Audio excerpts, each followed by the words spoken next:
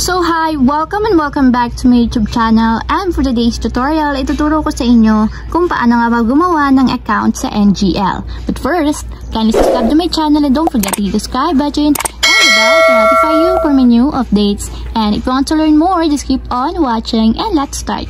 So ayan, for today's video, gagamit muna tayo ng Google Play Store.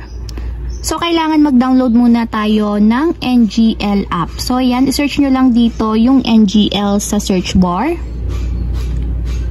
And then, after nyan, ganito yung lalabas. So, may lalabas dito na install. So, install muna natin yung NGL. So, tap lang natin yung install. And wait natin hanggang sa matapos ma-install yung application. Then, ayan, after ma-install, itap na natin yung open para directly mapunta tayo sa pinaka-application ng NGL. So, ayan, tap lang natin dito yung get started. And dito, ilalagay natin yung username ng ating Instagram. So, kung wala naman tayong Instagram, pwede naman nating ilagay dito yung ibang username natin sa Twitter or Snapchat.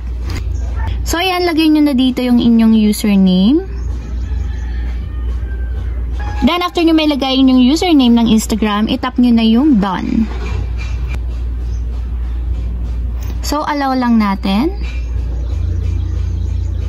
So, ayan guys, nakagawa na tayo ng account natin sa NGL. So, kung makikita nyo, meron ditong mga list kung ano yung gusto nyong i-share na link sa inyong mga story sa inyong social media accounts. So, kung makikita nyo, meron ditong send anonymous messages, may confessions, 3 words, with friendship, TBH, ship me, your crush. So, marami ditong pwedeng pagpilian na pwede nyong i-share sa inyong story. So, malay nyo, meron sa inyong mag-confess about sa inyong love or sa kung ano man na gustong i-confess sa inyo ng ibang tao through this link sa inyong story.